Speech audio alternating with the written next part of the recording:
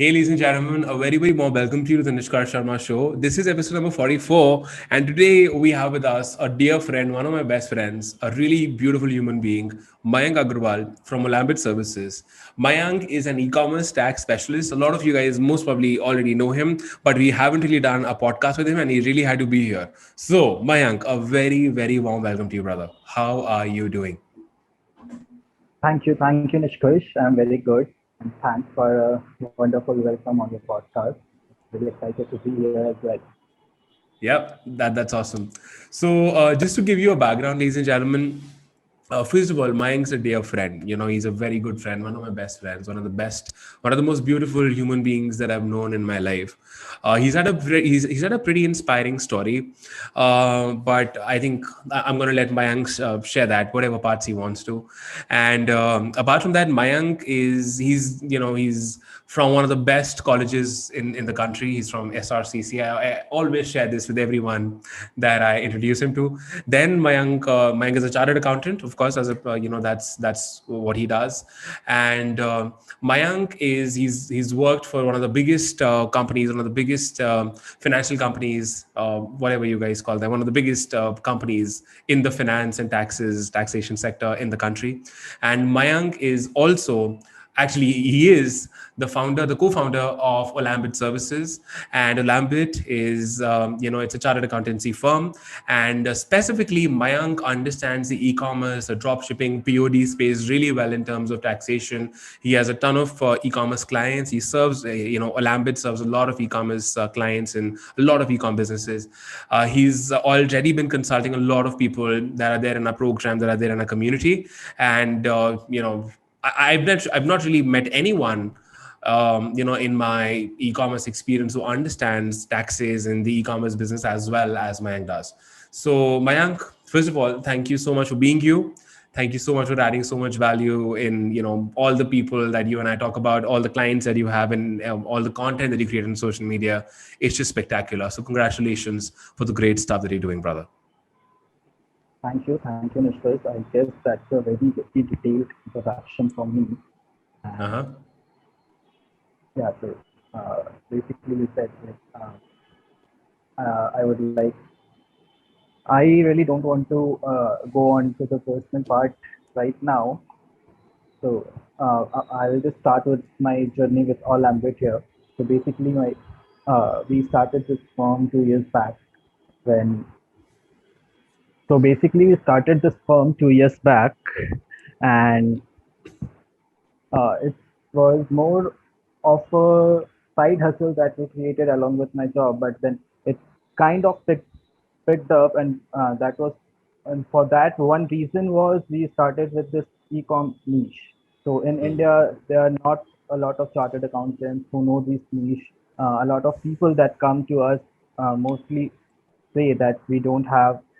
We consulted our family CAs, we consulted a lot of CAs outside in the market as well, but no one understands the stock shipping model or POD model, and that was one reason we started this. And to be uh, by God's grace, it's going great, and a lot of credit to you as well and your team as well, that you are doing great. So as long as you grow, we grow in that sector as well. So a lot of thanks to you as well.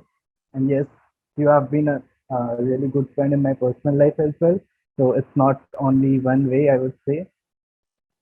Yeah, that's it for now, I guess. You can go ahead. Yeah, absolutely. Thank you. It means a lot. It really means a lot. And coming from you, definitely. I feel so funny that you're talking in English and being so formal. Acha hai, bahut badhiya. So, but anyway, let's just do it. Yeah. So yeah, tell me something. Uh, what do you think is the biggest mistake that people make, that e-com entrepreneurs make in terms of taxation?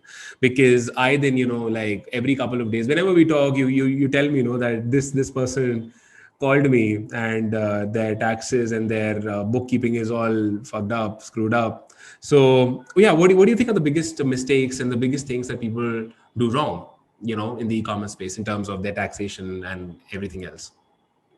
It's not just e-commerce space, I would say. I mean, it's for every entrepreneur that has just started or that who are in the initial phase of their businesses.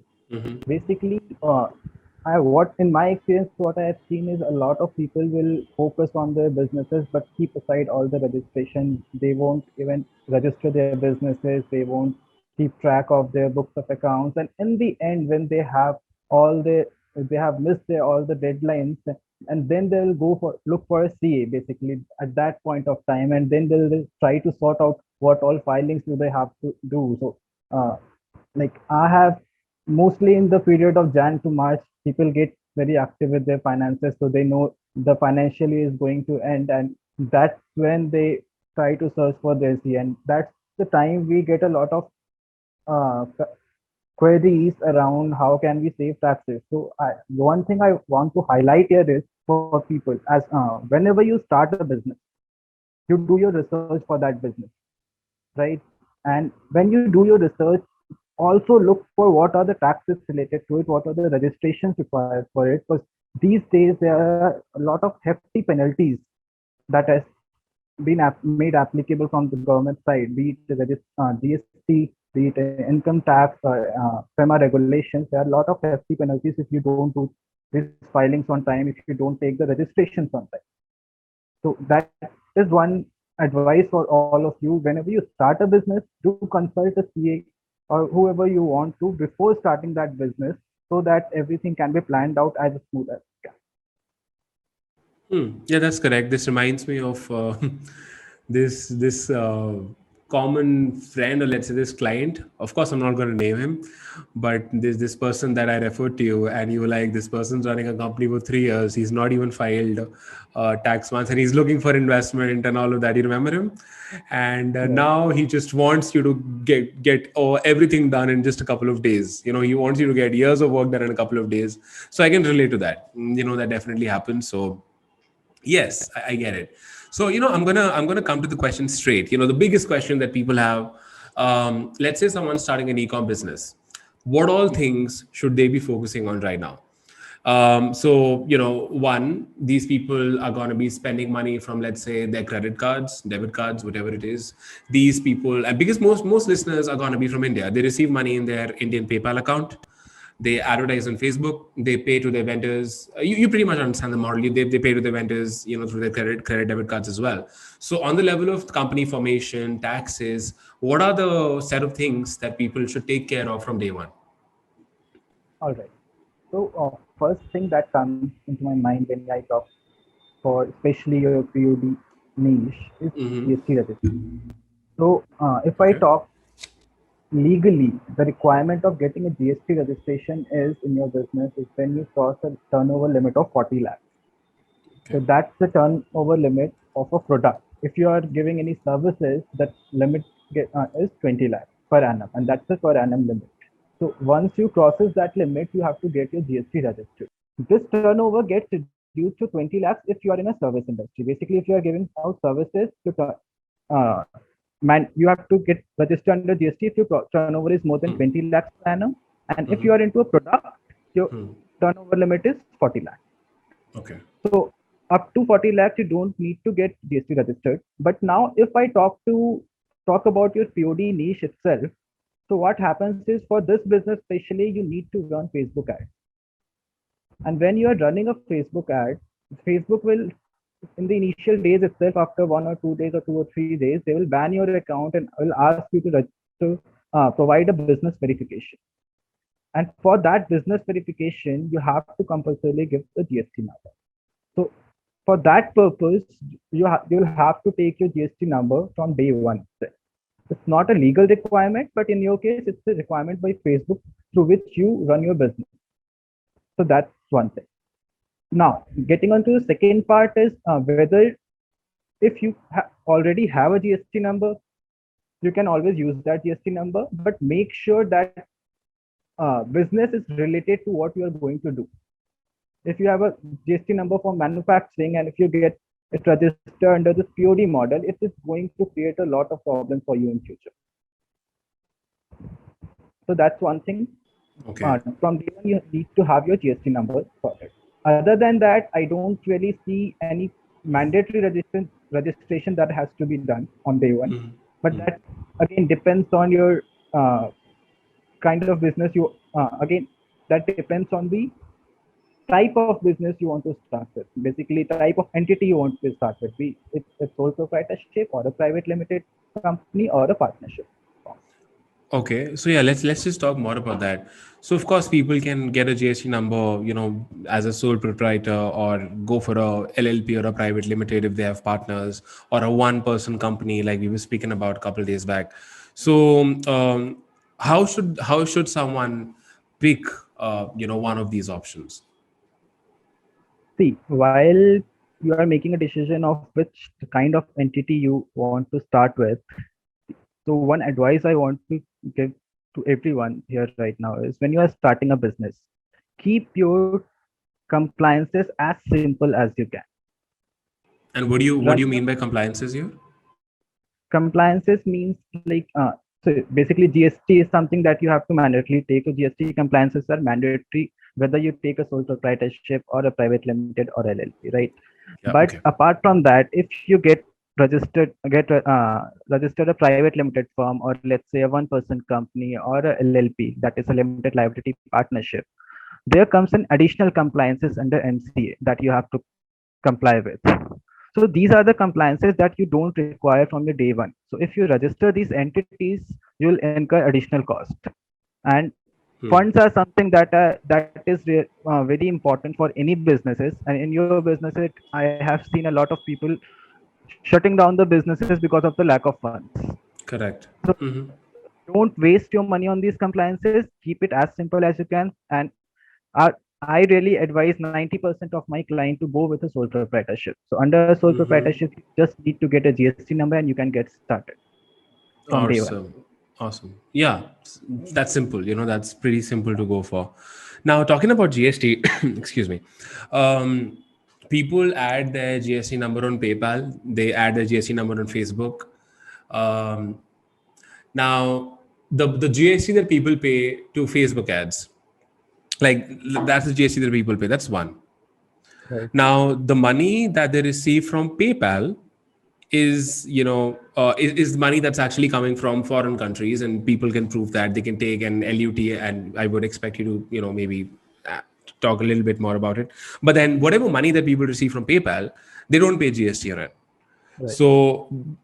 So this money that we are paying to Facebook, so is it possible to get input tax credit? I mean, is it possible to get a return on that money? All right. So I'll just give you more background on that.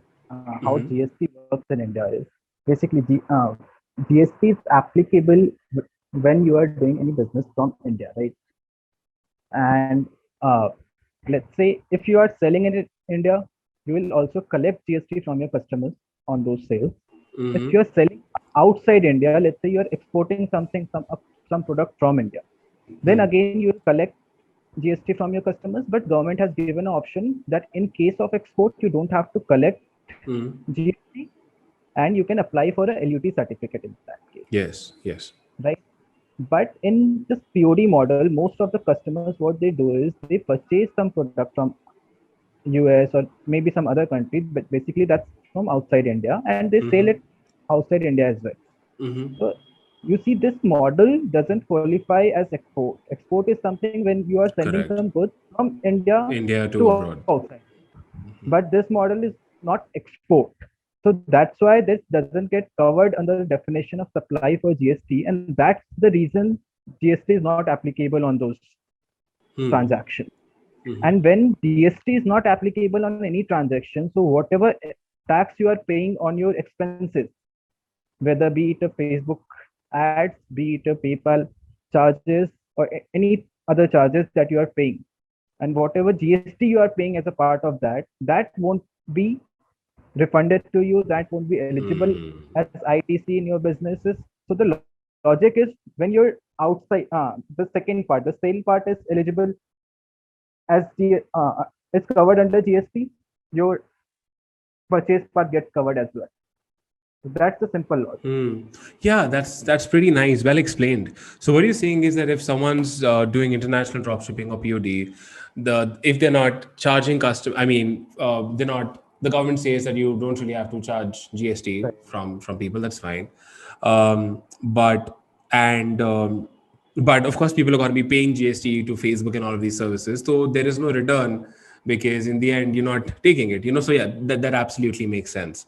So does this mean on the other hand, if someone's doing Indian e-commerce, let's say if someone's just selling in India, of course they're going to be charging GST. Let's say they're shipping from India, selling in India. If they're doing drop shipping or branded stuff, whatever it is, that case is going to be different. In that case, the return thing applies, right? So even in that case, you are eligible to take input tax credit. Yeah. Taking an input tax credit is one thing. Taking a refund of your input tax credit That's is different. another thing. Yes. That's different. So you are eligible for taking input tax credit, but the refund will again depend. See, आपका input tax credit है किस चीज का? If it's for services, then there are a lot of regulations, a lot of complexities in it. See, if like I'll just explain in simple words. See, if it pertains to services, a lot of it is not subject to refund. You can always set off it with your output tax, but it won't be refunded to your bank account. Got it will that. always lie. It will always lie in your GST account. That absolutely makes sense. So just to everyone who's listening to this right now, just to give you more clarity. So how this works is, and just correct me, if I'm wrong. By input tax credit, I'm going to keep it very simple. So let's say you pay an X amount of money in GST to Facebook ads, let's say, and let's say that you received a Y amount of GST from your customers. You charged Y amount of GST from your customers, which it's you'll have to do that. So you can't really get a refund of X from the government. But how this works is your chartered accountant or the X and Y amount is kind of going to get balanced. And then whatever is going to be the surplus amount that you've paid, let's say you've paid 100 rupees, just to give an example, let's say you've paid 100 rupees in GST and you received 80 rupees in GST. So you have a balance of $20, which is going to stay in your bank. So the next 20 that you receive, you won't have to pay it, not in your bank, sorry, in your GST account. So if the next 20 rupees that you receive in GST, you're not liable to pay that to the government. Is that right? Right. Yeah. And but if it makes, please go ahead. It also makes sense to not get a refund of it, because what happens with refund application is a long process. Okay. It will cost you, whoever is filing a refund application will charge you for it. So if you keep filing a refund application, it will always cost you something. So if you're running a business for a long term, it's always advisable to let it be in your GST account and keep adjusting it with your output tax.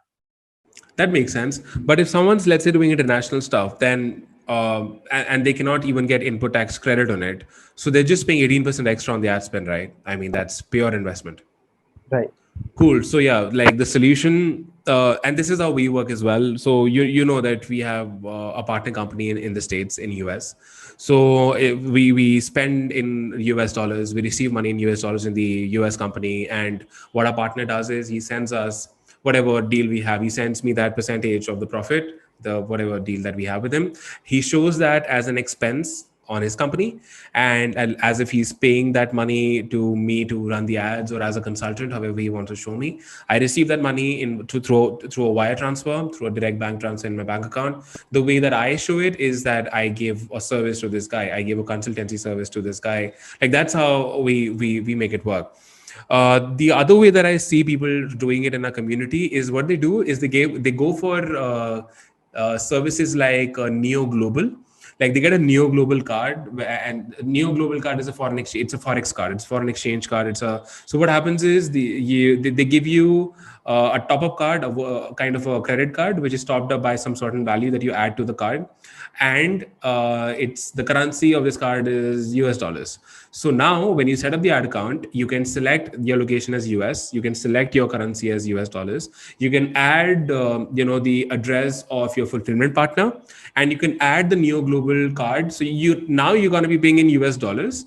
So this way, you're not going to be paying GST. You're not going to be paying 18% GST. That's one. But even after doing this, the equalization levy concept comes into play, right? So, like, how does the equalization levy concept comes in? Because a lot of people don't pay it. Yeah, a lot of people don't pay. Like, what would you like to share about that? Before getting into the equalization levy concept, I would like to add one point here is like when you said when you are incurring ad cost in US dollars. So now Mm-hmm. basically these advertisement services has been classified as OIDAR services. Hmm. That's the term that has been given under GST. And when you are paying anything for OIDAR services Hmm. from a non-resident, so basically you are paying to Facebook US or some other country. Hmm. Hmm. Even if you are paying in US dollar, in that case, you'll have to pay GST from your pocket. That Hmm. 18% GST that will have to be paid additionally from your pocket. So be it a US dollar cost or a INR Facebook account, in both the cases, that 18% GST will be there. Hmm. So Hmm. that's something that you cannot avoid now Hmm. under the current GST law. Now, if you are paying in a USD account from a USD Hmm. card, that Hmm. means you are paying to a non-resident, basically Hmm. someone Hmm. from outside India for your advertisement services. There is a new Hmm. concept of equalization list that Hmm. I have seen a lot of people has Hmm. not been taking care of. So this is basically there is a 6% levy that has to be paid to the government if you are taking any ad services from a non-resident. So in this case, when you run a USD ad account, you are not paying to Facebook India, you are actually paying to Facebook US or Facebook Ireland in that case. So that comes under the purview of equalization levy, and 6% of equalization levy has to be deposited on a monthly basis on your ad spend from your pocket again. So again, when you are running an ad account, there's a total cost of 18% GST and 6% of equalization levy that goes. Okay. So I understand. So what you're saying is you're actually paying what, 24% on the ad spend if you do that? Right.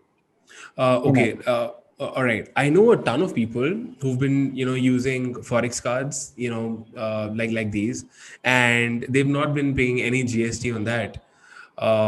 So, what would you like to say to these people? Who are not paying any GST. In fact, this is something new to me as well right now, because equalization levy is something that, of course, we all understand and we all know. There are so many people who don't even pay equalization levy. But what are the kind of risks involved if on these ad spends these two taxes are not being paid?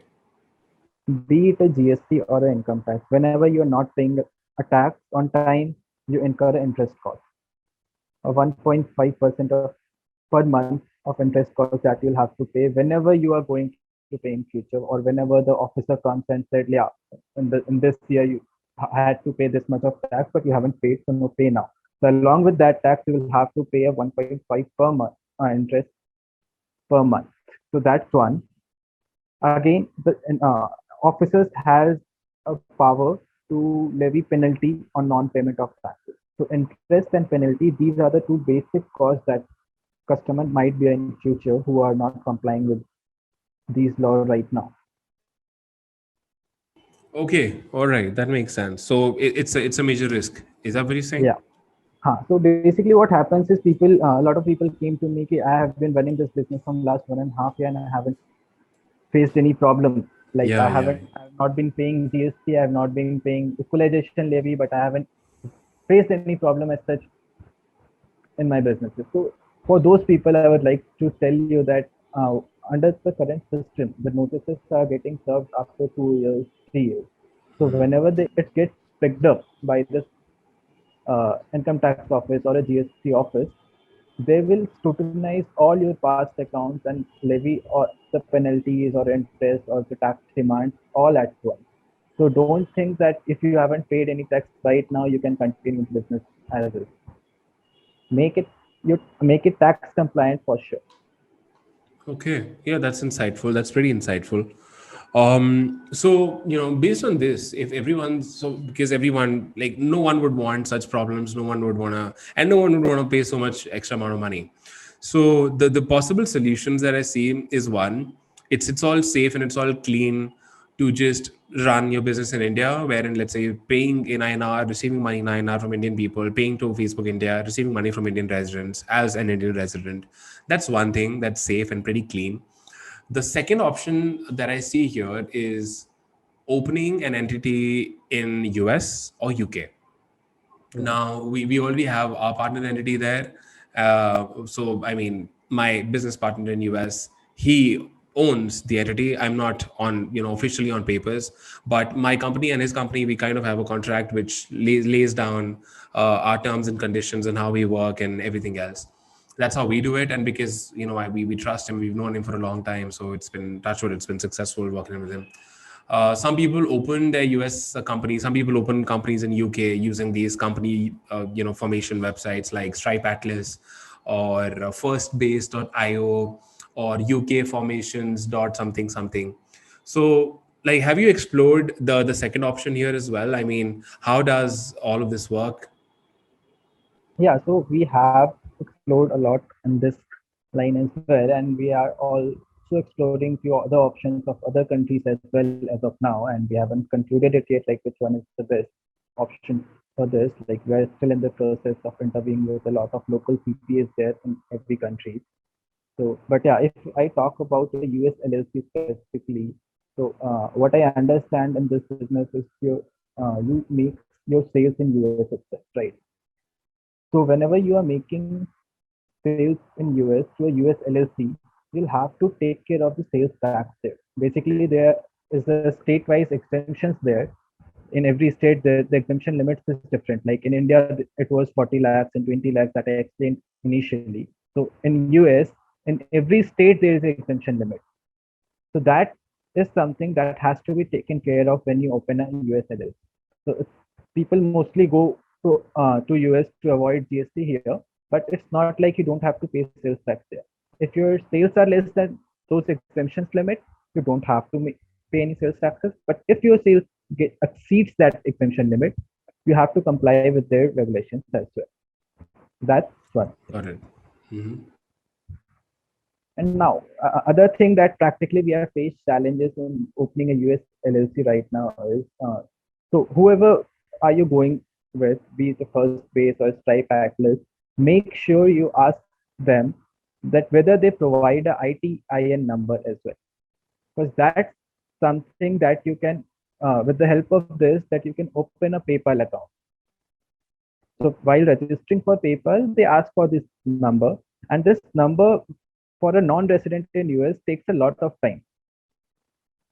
They don't issue this number easily to a US non-resident in US. So make sure whoever you are taking registrations from, they are providing this number, or you know the process how to apply for this number. Okay, that makes sense. Yeah, absolutely. So what you're saying is that one, when you have a company in US, you pay state taxes and you pay sales taxes. That's right. Right. State taxes have different rules and different laws. Like there are some states that are exempted from taxes. Like I think, do you know the names of those states? Wyoming, I think it's Wyoming and Wyoming. Yeah, Wyoming is one of them. I think Delaware is also exempted, if I'm not wrong, right? Yeah. So what In you Delaware, there is no federal tax. In Wyoming, there is no sales tax, basically. If you're registered in okay. Wyoming, there is sales tax. This is what they say, but we have been interviewing a lot of CPAs in US as well, and even we have not come to a conclusion as of now, like how the sales tax works there. So this So is something we are still exploring. So you mean there are three taxes: federal, state, and sales? Yeah, basically. How are these different? So state tax समझ आता है that you pay to the state or for These I are mean both of state tax and federal tax are both kind of income tax itself. Federal tax goes straight away. It is not based on your income limit. That's a straight away tax. If I talk about Wyoming especially, there is a $75 federal tax there. okay. There is no state tax there in Wyoming. There's the sales tax still they have to confirm to us. This is something we are still exploring, so I cannot comment Okay. on that now. Mhm. That makes sense. Like what I've understood from a client of ours, he said to me that how he does it in UK is that if he's not doing more than 80K annually, he's not liable to pay any of these taxes. I think that's what he shared with me. I think he has a company in UK or US. So yeah, that point that you mentioned, that absolutely makes sense. We have our company in Houston, in Texas. So of course we pay state taxes. So whatever amount of money we receive from customers in Texas, we pay a state tax on that. And then of course there's sales tax based on the revenues that we're doing every quarter. So based on that, we pay taxes in that way. Now, but the cool thing is that because I have a partner there, because we have someone that we know, he handles all the taxation part, and after paying all of that, we calculate our profits, and that's how we just split them. Like that's how we've been doing it. Now tell me something that even if yeah, you mentioned another cool thing. You mentioned that if you go for any of these companies, US or UK, also get an ITIN number or ITIN account. That's what you shared, because it's going to help you open a PayPal account. I'll share an update with you. I was talking to Mukul. You know Mukul as well. So I was talking to Mukul a couple of days back, and he told me that a couple of people who got the ITIN number and applied for PayPal, they got access to PayPal, but now PayPal is creating a huge issue for them. So, a couple of these people, so their PayPal accounts are banned and PayPal has held their money. And now these people are just getting back to Stripe, because you can use Stripe if you just have an EIN number. So you can give Stripe your EIN number and use it. And PayPal, for now, based on what I've heard, I'm not sure about this, but PayPal is not very friendly with non-residents, even if you have ITIN. Just got to know about this a couple of days back. But Stripe is still something that you can go for. They understand it. You just want to tell them that this is who I am, this is what I do.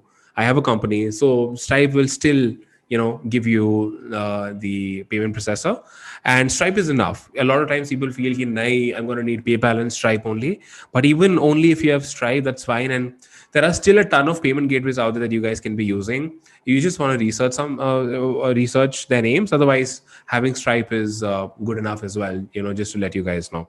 Mike, would you like to add anything on that? No, I guess you covered most of the things here.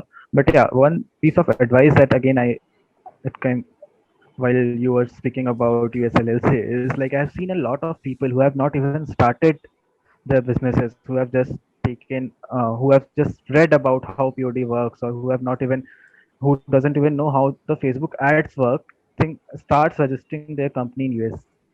So for those people, I really want to say ki don't hurry to open a US LLC or a company in other countries. So basically, what this LLCs helps is basically increasing your profit margins by way of saving taxes, by way of saving, you can say, your conversion fees.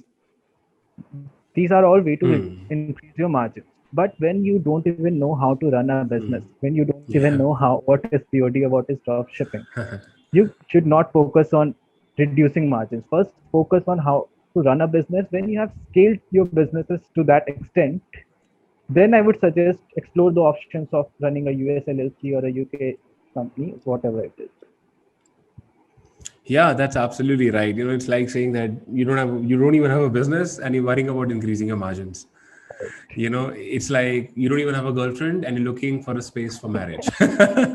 It's like that. So I understand. Tell me something. So when we open these entities, let's say someone who manages to open up an entity to increase their margins, how do they get the profits back? Like, how should they be going about it? Okay, so that's one thing. Now, when you have opened a US LLC and you're running a business there are a lot of ways you can get your money back to India. One is like, see, I talk about the whole model is you have a company in US, and you own that company, but you are sitting in India, right? So what you do is you are running your business from India. Basically you are managing your business from India. So in that way, you can always show a management fee to your US company. So that's one way. Like management fee, there are certain other uh, agreements that can be made between you and your company there, that those services are being provided to your US company, and for that US company is paying you to India. So Okay. this is one way that you can get back your money from US. Other than that, there is always that you can have made profit, paid taxes in US, and after that profit, after paying those taxes, you can get that tax profit back in India as well. So these are the basic rules, basic things through which you can get back your profits or your money back in India. And there are other things as well, but that totally depends upon your scale of business Okay. and your mode of business and what business you are doing. That can be planned in detail, depending upon the case to case. Got it. Now tell me something. Yeah, that makes sense. Thanks for that. Now, in terms of Indian taxes, the money that people are going to receive from US, let's say they show a management fee, or they show themselves as a consultant, or however they do it, or maybe they send that money to someone else and they collect it through some whatever they do. So how do taxes work in India? Like So first, with the money that these people receive, GST is not applicable on that money, right? I will comment on that. You first finish your question. Yeah, that's what I'm saying. So the money that, let's say that my US entity, I own an entity in US. I opened up a company using First Base or whatever, Stripe Atlas, and I am receiving, I'm sending $10,000 to myself, and I'm showing this as a management fee. Will I Yes. be paying 18% GST on this money that I'm receiving, that I've sent Now, myself? now, basically, you are giving out services from India to a US company. If Uh I huh. look it at the business model, Uh huh. you are giving a services from India to a US company. So again, Mm-hmm. your turnover limit in India to get registered under GST is 20 lakhs now. That I talked about initially, right? Now, Mm-hmm. if you already have a GST number in India, doesn't matter. If you give services for 1 lakh as well, you'll have to collect the GST number. That turnover limits come into the picture when you don't have a GST number and want to get a GST number. Now, if you have a GST number in place from day one itself, you have to collect GST. But again, that I explained that government has given an option that if you apply for a LUT certificate, you don't have to collect any GST on those services. So it's basically export of services. And when you have applied for a LUT certificate, you don't have to collect any GST on that service. Could you like what is the LUT? Like could you explain that? It's basically now again. So when a service is covered under GST, you have to collect GST. So basically, I'll give you an example. Let's say you have given a services of 1 lakh. Okay, and now if you have given services of 1 lakh to an Indian customer, you will collect 18% GST, that is 18,000. So you will basically receive 1,18,000 from that Indian customer. Correct. In the same way, if you have given that services to a non-resident, that's someone from outside India, be it your US company as well, again that GST is applicable. You have to collect 18,000 GST from that, but government says all the exports, be it a export of services or export of goods, you don't have to charge any GST if you take a exemption certificate from us. Got it. In the starting of the financial year, you have to apply for this exemption certificate. And when you have that exemption certificate, the government says you can, instead of 18%, you charge 0% GST and just collect 1 lakh rupee from your from that non-resident. Makes sense. Got So it. that's the process, that option that government has given. Got it. That makes sense. That's pretty nice and simple. Now, in terms of, you mentioned that if you're not doing more than 20 lakhs in annual revenue, you're not liable to pay any GST. That's what you said? No, I'm not saying liable to pay GST. Basically, it's the turnover limit for getting a GST registration. Oh, yeah, So you need that a exactly. GST Just wanted to registration. clarify that. Yeah. Yeah. Great.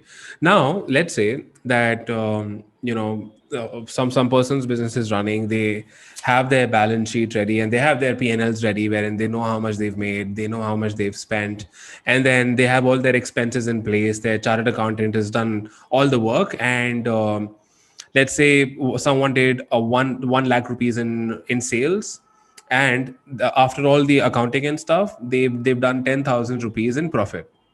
Okay. Okay. Or let's say they've done 1 crore in sales, and then they've done let's say 10 lakh rupees in profit in one financial year.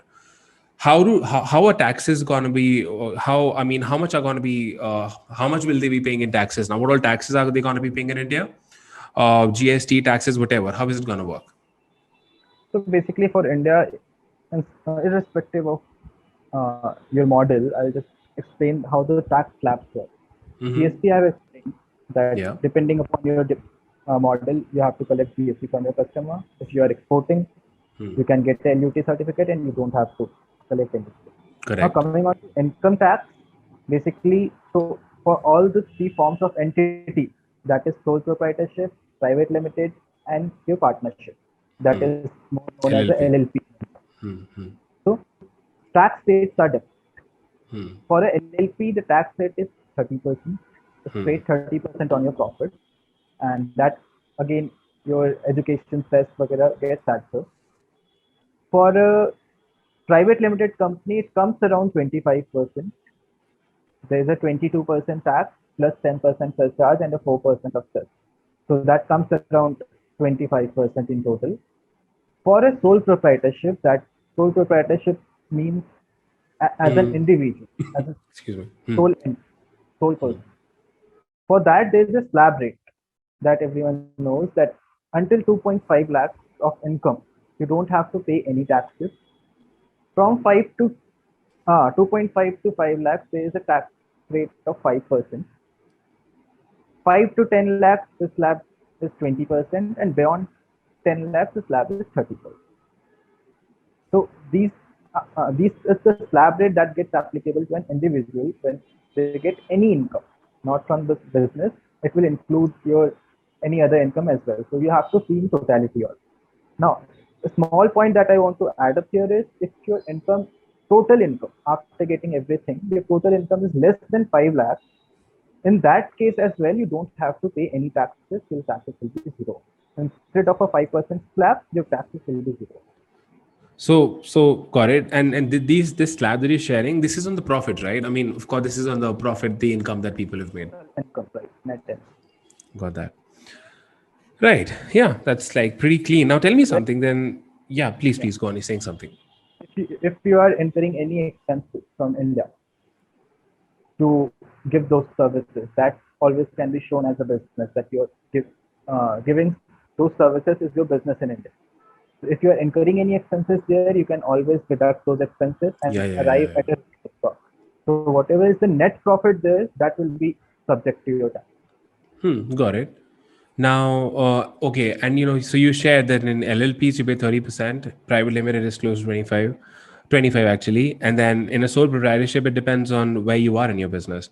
So the reason you're suggesting a sole proprietorship, especially for someone who's just starting out, is because first, so that they can experiment and they can actually see if the business is working or not, and eventually as they scale, eventually let's say they cross the 10 lakh rupees a year profit limit, that's when maybe they should go for a private limited, or if they have partners they can go for an LLP, right?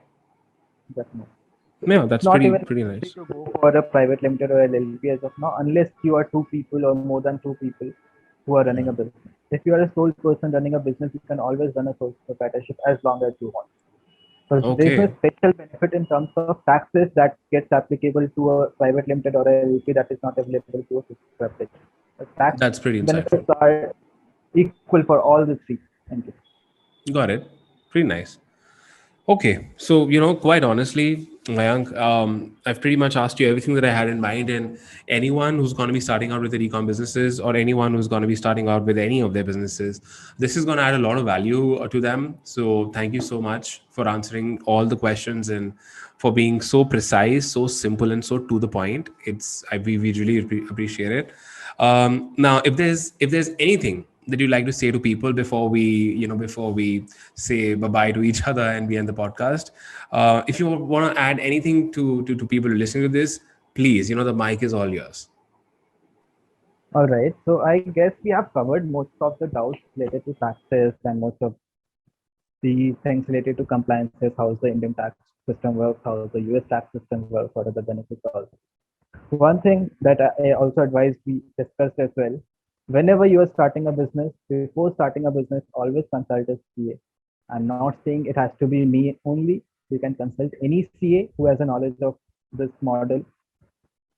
So, and get your compliances sorted basically, so that you don't have to face anything in future. Other thing, don't hurry to register an entity outside India in the initial stage of your business. Run a business, understand how it is working out for you. If you are able to scale, if you are able to generate profit, then think of how to reduce those costs, how to increase your margins.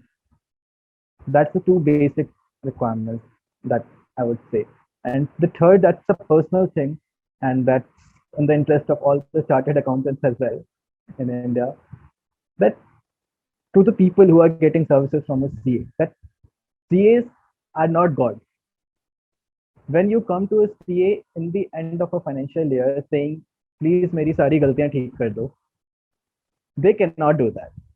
Something that you have made wrong already, they cannot do that. So people who are going to CA saying कि मैंने ये गलती कर दी है और I want to hide these things, don't do that. Because income tax department is smart. Everything is based on IT. Your business is basically based on technology, right? When sorry, just a second. Yeah, your business is based on technology, and so is the system of the income tax department, the GST department, everyone. So when you are running a business, be honest with it, because you can save these costs in the short term. You can save these costs in the short term, but in the long run, it will always cost you your business if you are not complying with these laws. So make sure you're complying with all these laws in the initial, from the day one itself. That's the basic advice I want to give to all the entrepreneurs that are starting with their business right now.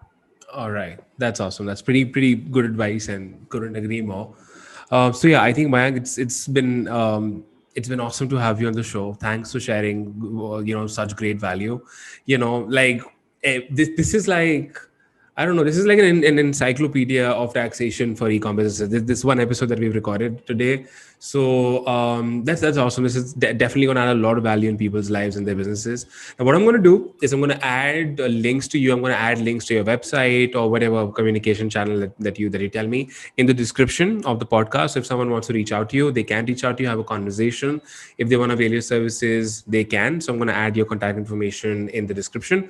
And ladies and gentlemen, thank you so much for listening. And Mayank, it's been an absolute pleasure to have you, brother. Thank you so much for your time. You're awesome. Thank you. Thank you, Nishtosh.